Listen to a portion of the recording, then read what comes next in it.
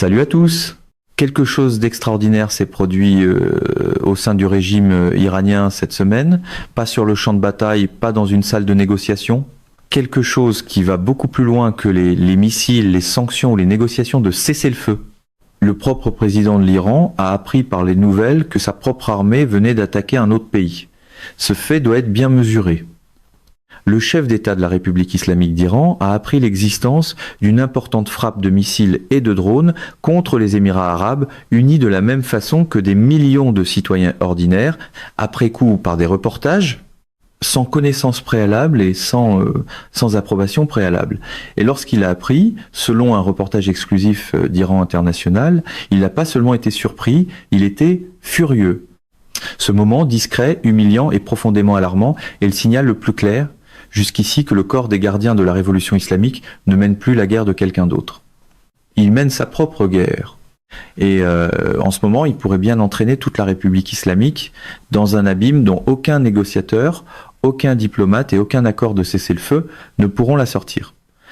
C'est l'histoire d'un régime qui se défait en temps réel, d'un affrontement militaire qui s'intensifie dans la voie maritime la plus critique du monde, et d'une série de décisions prises en ce moment à Washington, à Tel Aviv et à Téhéran, qui détermineront si les prochaines semaines se termineront par un accord ou par la destruction. Les détails sont stupéfiants. Le lundi 4 mai 2026, le corps des gardiens de la révolution islamique a lancé un barrage coordonné de missiles et de drones contre les Émirats arabes unis. Des installations près de Fujairah ont été touchées. Un site énergétique a subi d'importants dommages. Plusieurs personnes ont été blessées. Cela s'est produit alors que le ministre iranien des Affaires étrangères, Abbas Araghchi, se trouvait au Pakistan pour mener de délicates négociations diplomatiques visant à désamorcer le conflit plus large avec les États-Unis. Cela s'est produit alors que le président iranien appelait publiquement à la diplomatie, et cela s'est produit selon des sources d'Iran international proches des délibérations de Téhéran, sans que le gouvernement civil en soit informé du tout. Le président iranien Massoud Pezeshkian a décrit les frappes comme totalement irresponsables et menées sans sa connaissance ni sa coordination. Il a considéré l'approche du corps des gardiens de la révolution islamique, qui consiste à aggraver les tensions avec les voisins du Golfe de l'Iran, comme rien de moins que de la folie. Il a mis en garde contre des conséquences potentiellement irréversibles, puis, point crucial, il a demandé une réunion d'urgence avec le nouveau guide suprême, Mojtaba Khamenei, afin d'exiger l'arrêt immédiat des attaques du corps des gardiens de la révolution islamique. C'est là que l'histoire devient encore plus révélatrice. Il ne s'agit pas d'un incident isolé, c'est un schéma. Selon les reportages d'Iran International et de multiples sources couvrant les dynamiques internes du régime, le président Pezeshkian est de plus en plus marginalisé par le commandant du corps des gardiens de la révolution islamique, Ahmad Vaidi, et par son entourage. Araghchi, le ministre des Affaires étrangères, agirait non pas comme représentant du gouvernement civil, mais comme subordonné de fait de Vaidi, menant les négociations selon les directives du commandant du corps des gardiens de la révolution islamique plutôt que selon la politique du président. Pezeshkian aurait dit à des proches qu'il était prêt à congédier Araghchi si cette situation se poursuivait. La situation, telle qu'Iran International l'a décrite, représente une montée sans précédent des tensions entre les dirigeants élus de l'Iran et son commandement militaire. Et c'est même pas la première fois que le monde voit une fissure dans la façade du régime au cours des dernières semaines. Environ une semaine après le début de cette guerre, au début de mars, le président iranien est apparu dans une vidéo et a présenté ses excuses aux voisins du Golfe. L'importance de ce moment est difficile à exagérer. Le président en exercice de l'Iran a publiquement reconnu devant la caméra que ce que le régime faisait à ses voisins était mal, qu'il savait que c'était mal et qu'il ne voyait pas d'autre moyen pour le régime de survivre que de mener ce qu'il reconnaissait implicitement comme des attaques terroristes. Ces excuses sont consignées, elles existent. Le corps des gardiens de la révolution islamique a ensuite exercé une pression énorme sur lui et il les a rétractées. Mais l'enregistrement ne ment pas. Le président de la République islamique s'est excusé pour le comportement de sa propre armée, puis il a été forcé de revenir sur ses propos. Cela révèle où se trouve le véritable pouvoir à l'intérieur de ce régime. Le schéma est maintenant impossible à manquer. La firme d'analyse Critical Threats, dans son rapport spécial du soir du 5 mai, a décrit exactement ce qui se passe. Le commandant du corps des gardiens de la révolution islamique, le major général Ahmad Vahidi, a effectivement marginalisé les pragmatiques au sein du système iranien, y compris le président du Parlement, Mohammad Bagher Ghalibaf, qui poussait pour une posture de négociation plus souple. Vahidi et son cercle rapproché ont, selon Critical Threats, accepté le risque d'une nouvelle guerre totale avec les États-Unis et Israël afin d'empêcher tout accord susceptible de limiter la liberté opérationnelle du corps des gardiens de la révolution islamique. Voilà la véritable bataille qui se déroule en Iran en ce moment, pas contre les États-Unis, pas contre Israël, à l'intérieur même du pouvoir entre le président et le général, et cette lutte de pouvoir interne a des conséquences directes et immédiates sur la question de savoir si ce conflit prendra fin ou explosera. Pendant ce temps, dans le détroit d'Ormuz, les États-Unis ont lancé quelque chose d'extraordinaire. Le dimanche 3 mai, le président Trump a annoncé ce qu'il a appelé l'opération Project Freedom, une opération militaire conçue pour guider les navires commerciaux en sécurité à travers le détroit que l'Iran maintient essentiellement fermé depuis la fin février.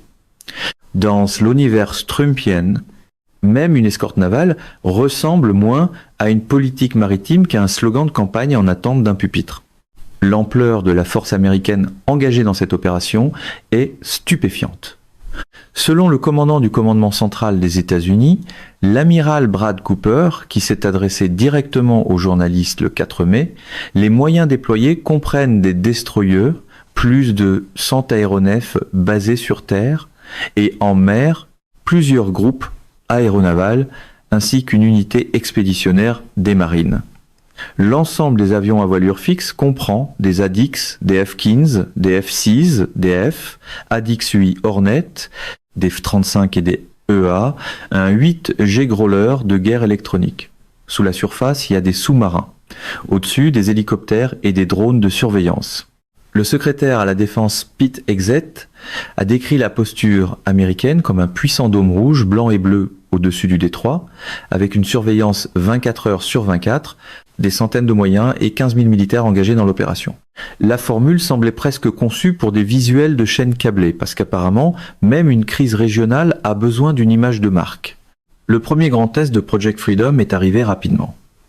2 destroyers lance-missiles de la marine américaine, l'USS Truxtun et l'USS Mason, ont transité par le détroit d'Ormuz lundi sous ce que des responsables ont décrit à CBS News comme un barrage soutenu et coordonné.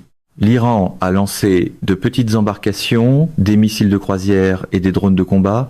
Aucun des 2 destroyers n'a été touché. Selon l'amiral Cooper, qui a confirmé les détails lors d'une conférence de presse lundi, des hélicoptères d'attaque Apache 64 et des hélicoptères MH-60 Seahawk de la marine ont utilisé des missiles Hellfire pour éliminer 6 petites embarcations iraniennes qui menaçaient les navires commerciaux dans la zone. Tous les missiles lancés par l'Iran contre les navires de la marine américaine ont été interceptés et neutralisés. Tous les drones envoyés par l'Iran contre les navires commerciaux ont été abattus. 2 navires marchands battant pavillon américain ont effectué un transit complet du détroit et, comme l'a confirmé le commandement central des États-Unis, sont en sécurité sur leur trajet de retour. Maersk, le géant danois du transport maritime et l'une des plus grandes compagnies de conteneurs de la planète, a confirmé dans un communiqué que l'un des navires de sa filiale avait traversé le détroit d'Ormuz sous escorte militaire américaine sans incident. Cela a marqué le premier transit commercial réussi depuis des semaines. Le président Trump lui-même a confirmé les grandes lignes de ce qui s'est passé sur son compte Truth Social. Il a écrit que l'Iran avait tiré quelques coups contre des nations non liées au mouvement maritime, Project Freedom, y compris contre un cargo sud-coréen. Il a suggéré qu'il était peut-être temps pour la Corée du Sud de venir se joindre à la mission.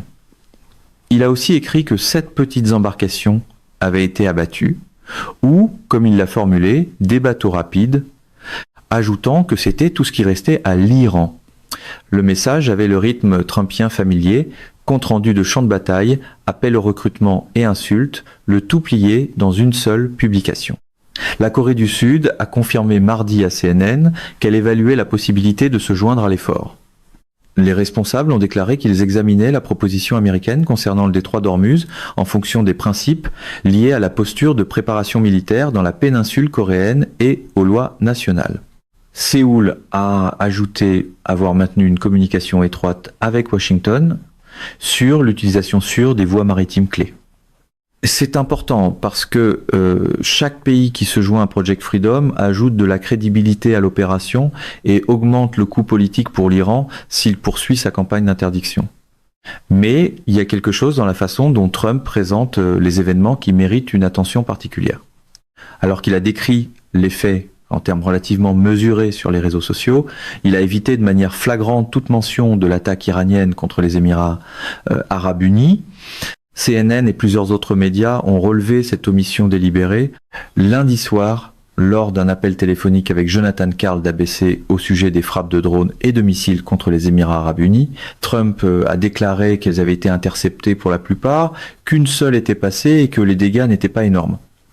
Il n'a pas nommé les Émirats arabes unis comme victimes, il n'a pas abordé les implications pour le cessez-le-feu. La lecture qu'en font les analystes qui suivent la situation de près est que l'administration évite consciemment le langage de l'escalade tout en déplaçant simultanément une quantité énorme de matériel militaire, position. C'est l'art de dire « il n'y a rien à voir ici » tout en stationnant toute la boîte à outils devant la porte. Cela compte parce qu'au moment même où Trump minimisait publiquement les choses, quelque chose d'extraordinaire se déroulait dans le ciel au-dessus des Émirats arabes unis et dans les bases régionales américaines. Environ 40 avions ravitailleurs ont été observés quittant des installations basées en Israël lundi. Mardi matin, 6 autres avaient décollé dans les 30 premières minutes seulement. Un tel volume d'activité de ravitailleurs n'est pas de l'entretien de routine. Ce n'est pas un exercice d'entraînement. C'est le genre de prépositionnement logistique qui se produit lorsqu'une opération offensive ou défensive importante est soit en planification active, soit prête à être exécutée à court préavis. Des médias israéliens, citant 3 sources informées, ont rapporté que les États-Unis et Israël menaient ce qu'ils ont décrit comme des consultations fébriles sur la manière de répondre à l'attaque contre les Émirats arabes unis. Les options envisagées, selon des sources d'Israël Hayom, comprennent des frappes ciblées contre les lanceurs de missiles du corps, des gardiens de la révolution islamique qui menacent le détroit, ainsi qu'une frappe parallèle contre une installation énergétique iranienne en représailles directes à l'attaque de Fujairah. Des explosions ont également été rapportées le long de la côte sud de l'Iran, précisément près des ports de l'île de Keshmeh et de Bandar Abbas, les mêmes ports qui se trouvent directement à proximité du détroit d'Ormuz et du golfe d'Oman. Le canal Telegram d'un journaliste iranien connu, qui agrège des rapports provenant de sources à l'intérieur du pays, étant donné que environ 99% des Iraniens n'ont pas d'accès ouvert à Internet, recevaient des dépêches vers 4 heures du matin, heure iranienne. La séquence a été rapide, une explosion a été signalée dans la province d'Hormozgan, puis 2 autres à Keshmeh, puis à Bandar Abbas, puis plusieurs explosions supplémentaires en l'espace de 3 minutes, rayonnant à travers les îles et les installations portuaires que l'Iran utilise comme base de rassemblement naval du corps des gardiens de la révolution islamique. Au moment de cet enregistrement, aucune confirmation officielle n'a été donnée sur la cause de ces explosions. Mais l'emplacement, le moment et l'ampleur de l'activité militaire américaine dans la même fenêtre en font un développement qui doit être suivi de près. Les Émirats arabes unis eux-mêmes ont répondu à la nouvelle vague d'attaques iraniennes en annonçant que toutes les écoles, garderies et universités passeraient à l'enseignement à distance du 5 au 8 mai. Cette décision, comme l'a noté CNN, doit être réévaluée vendredi. Le ministère de la Défense des Émirats arabes unis a confirmé dans un communiqué que ces systèmes de défense aérienne avaient été engagés contre des missiles balistiques, des missiles de croisière et des drones iraniens entrants, et que les sons entendus dans plusieurs régions du pays étaient le résultat d'interceptions. Plusieurs sources des médias du Golfe ont confirmé que les défenses aériennes émiraties avaient été mises à l'épreuve d'une manière qui n'avait pas été vue depuis les premières semaines du conflit. Le Qatar, de son côté, a émis une condamnation ferme. Le Qatar, qui accueille une importante base aérienne américaine, a qualifié les attaques iraniennes contre les infrastructures civiles des Émirats arabes unis de scandaleuses et a appelé l'Iran à cesser immédiatement ses frappes. Il y a aussi un élément important à comprendre au sujet du cessez-le-feu et de la manière dont Washington interprète actuellement ces événements. Le secrétaire à la défense Pete Hegseth et le président du comité des chefs d'état-major interarmés, le général Dan Kane, ont tous deux tenu une conférence de presse le mardi 5 mai et ont déclaré publiquement que les attaques iraniennes dans le détroit et contre les Émirats arabes unis le 4 mai, les mêmes attaques qui ont détruit des bateaux rapides iraniens, porté un coup à Fujairah et envoyé des ondes de choc à travers le Golfe, ne constituaient pas, selon l'évaluation de l'administration, une violation formelle du cessez-le-feu entre les États-Unis et l'Iran. À Washington, ce genre de formulation s'appelle de la retenue. À l'extérieur de la salle de presse, cela peut beaucoup ressembler à garder les papiers en ordre pendant que l'incendie se propage. Le général Kane est allé jusqu'à dire que jusque-là, la journée était plus calme dans la région. C'est un choix de mots délibéré. L'administration maintient le cadre du cessez-le-feu intact, du moins sur papier, tout en signalant simultanément, par le volume même des moyens militaires qui affluent dans la région, que la patience n'est pas infinie. Le corps des gardiens de la révolution islamique, pour sa part, lit la situation très différemment. Dans une déclaration directe après le lancement de Project Freedom, il a lancé un avertissement à tous les navires qui tenteraient de traverser le détroit. Il a déclaré que la seule route sûre pour franchir le détroit d'Ormuz est le corridor annoncé précédemment par l'Iran et que tout écart des navires vers d'autres routes est dangereux et fera face à une action décisive de la marine du corps des gardiens de la révolution islamique. Séparément, le président du Parlement iranien, Mohammad Bagher Ghalibaf, a déclaré le 5 mai que la nouvelle équation du détroit d'Ormuz était en train d'être solidifiée. Le général de brigade Yadollah Javani, adjoint politique du corps des gardiens de la révolution islamique, a déclaré que la nouvelle gestion iranienne du détroit deviendrait le fondement de l'ordre mondial et international. Ce langage n'est pas une simple posture diplomatique, c'est une revendication structurelle. L'Iran tente de codifier sa souveraineté sur une voie maritime internationale comme un nouveau fait géopolitique et les États-Unis mènent des opérations militaires en direct pour empêcher exactement cela de se produire. La dimension politique à Washington dans toute cette affaire est tout aussi importante et elle évolue rapidement.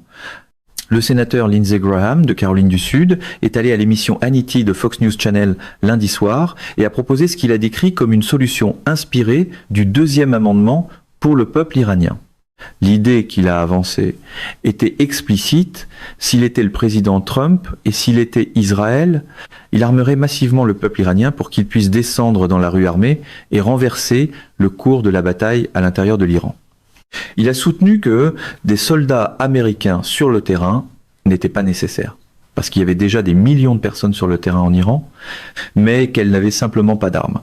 Dans sa lecture, leur donner des armes leur permettrait de se soulever et de détruire le régime. C'est le genre de formule télévisuelle bien nette que la politique alignée sur Trump affectionne souvent. Moins de soldats à l'écran, plus de chaos hors caméra, et un slogan assez solide pour survivre à la pause publicitaire. Graham a placé l'argument en termes historiques, établissant un parallèle entre des citoyens armés, résistant à un régime militaire théocratique, et la génération fondatrice américaine résistant au pouvoir britannique. Il est allé plus loin, assumant ouvertement l'idée de donner des armes au peuple iranien comme solution inspirée du deuxième amendement pour rendre la vie infernale aux gardiens de la révolution. À ses yeux, c'est une chose que le corps des gardiens de la révolution islamique soit bombardé par l'Amérique, mais c'en est une autre quand des voisins ripostent, parce qu'ils en ont assez d'être massacrés. Lorsque la question d'une précédente tentative de faire passer des armes par des intermédiaires kurdes a été soulevée, y compris des allégations selon lesquelles les Kurdes auraient détourné jusqu'à 90% des armes pour eux-mêmes, la réponse de Graham a été directe. Sa position n'était pas de travailler avec les Kurdes, mais de travailler avec quelqu'un d'autre. Il a ajouté que s'il pouvait être prouvé que les Kurdes volaient les armes, les Kurdes le regretteraient. La simplicité était presque impressionnante. Quand le dernier plan clandestin a échoué, la solution n'était pas la prudence, mais une nouvelle adresse de livraison. Cela revient à voir un sénateur des États-Unis plaider ouvertement en faveur d'un programme clandestin d'armement des civils iraniens afin d'intensifier les troubles internes à l'intérieur de la République islamique. Le président Trump a ensuite été interrogé sur ce même sujet dans sa propre entrevue et sa réponse a été nettement plus ambiguë et plus révélatrice. Il a confirmé, ou du moins affirmé, que des armes avaient déjà été envoyées à des manifestants iraniens par l'intermédiaire des Kurdes et il a reconnu, apparemment sans grande frustration, qu'il pensait que les Kurdes avaient pris les armes. C'est une façon remarquable de parler d'un circuit d'approvisionnement en armes, comme si égarer des fusils dans une guerre régionale relevait d'un simple problème d'expédition.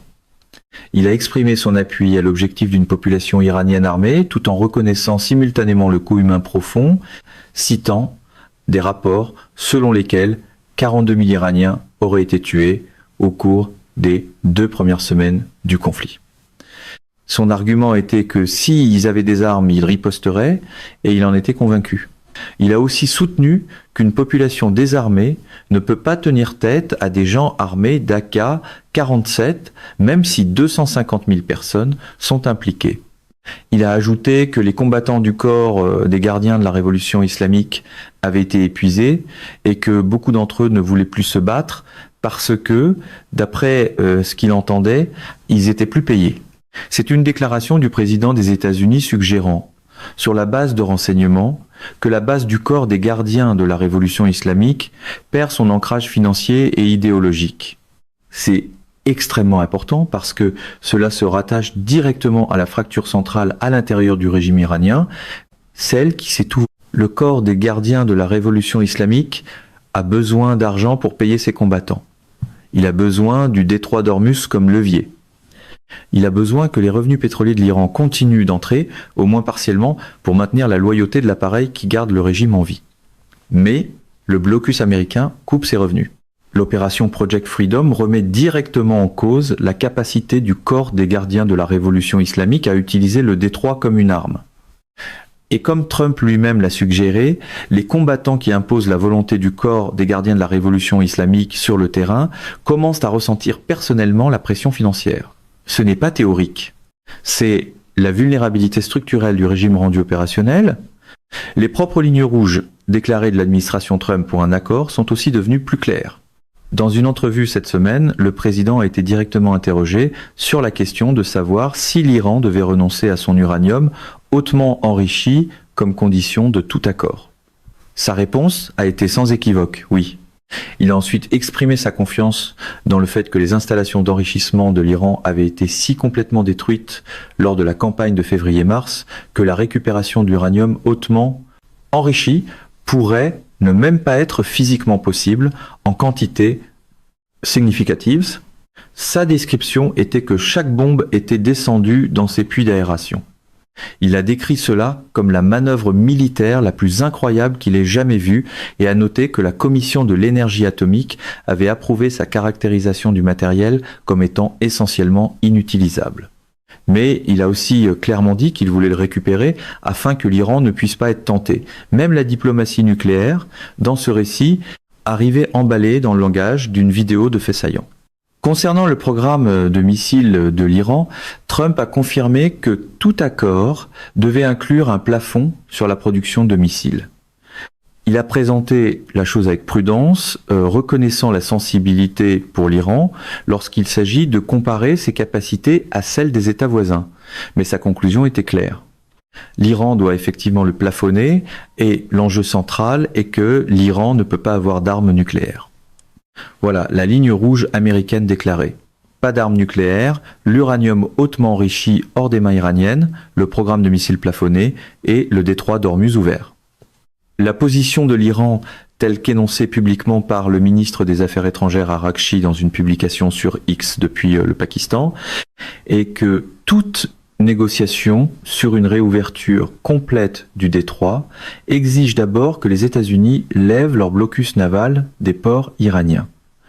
Son message était que les événements à Hormuz montrent clairement qu'il n'y a pas de solution militaire à une crise politique, que les pourparlers progressent grâce aux efforts du Pakistan, que les États-Unis devraient se méfier d'être entraînés de nouveau dans un bourbier par des gens mal intentionnés et que les Émirats arabes unis devraient aussi s'en méfier.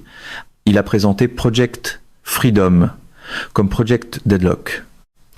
Ce cadrage venu de Téhéran, un canal diplomatique par le Pakistan, une croyance affichée dans les négociations et simultanément le corps des gardiens de la révolution islamique qui lance des frappes contre les Émirats arabes unis sans en informer le président, résume parfaitement la réalité divisée de la République islamique. En ce moment, il y a deux Irans. L'un essaie de négocier sa sortie d'une catastrophe économique et militaire. L'autre tente activement de s'assurer qu'aucun accord ne soit jamais conclu. Le prix de l'essence aux États-Unis a grimpé à une moyenne nationale de 48 $ le gallon, selon les données de AAA rapportées cette semaine, son niveau le plus élevé en près de 4 ans. Cela est directement attribuable à la fermeture d'Hormuz. Le marché mondial de l'énergie souffre. Le sénateur Graham l'a reconnu à Hannity avec une formule qui résume la logique politique brute qui motive l'urgence de Washington pour le public américain. Son argument était que le prix de l'essence est élevé et que les Américains souffrent en ce moment, mais que le choix consiste à payer maintenant ou à payer plus tard contre des voyous comme l'Iran. C'est un slogan très commode pour un camp politique qui préfère les crises complexes servies en portions d'autocollants par choc. C'est le cadrage politique que l'administration et ses alliés au Congrès utilisent pour justifier la poursuite de la pression militaire. Payer maintenant ou payer plus cher plus tard. Puis, tard mardi soir, un autre développement est arrivé. Le président Trump a suspendu les opérations actives d'escorte de Project Freedom, invoquant ce qu'il a appelé de grands progrès dans les négociations avec l'Iran. Selon les mises à jour en direct de CBS News et de Fox News, il a mis l'opération maritime en pause tout en maintenant pleinement en vigueur le blocus naval américain des ports iraniens. La pause a été présentée comme un progrès, ce qui est l'un de ces mots de Washington assez flexible pour signifier soit que la diplomatie fonctionne, soit que la prochaine escalade est en répétition. La Maison-Blanche a envoyé des signaux indiquant que les pourparlers par l'intermédiaire du Pakistan gagnaient du terrain, mais plusieurs responsables ont averti que les contours d'un accord n'étaient pas encore établis. Un reportage d'Axios, citant un haut responsable américain, a résumé les enjeux avec une clarté brutale, soit les véritables contours d'un accord réalisable émergeraient bientôt, soit Trump allait les bombarder sans retenue. La subtilité manifestement n'avait pas été invitée à ce briefing. Voilà le point de décision. Le président français Emmanuel Macron a appelé Pezeshkian et lui a dit directement que les attaques contre les infrastructures civiles émiraties étaient injustifiées, ajoutant que la France condamnait les frappes et appelait les deux parties à lever immédiatement leurs blocus respectifs sans condition. Macron a également annoncé une initiative de sécurité maritime menée par la France et le Royaume-Uni, qui réunirait plus de 40 nations pour aider à assurer le libre passage dans le détroit, distinctement des opérations militaires américaines. L'Allemagne a annoncé qu'elle envoyait un navire de déminage naval, le Fulda, en Méditerranée afin d'être mieux positionné pour se joindre à l'effort lorsque les conditions le permettraient.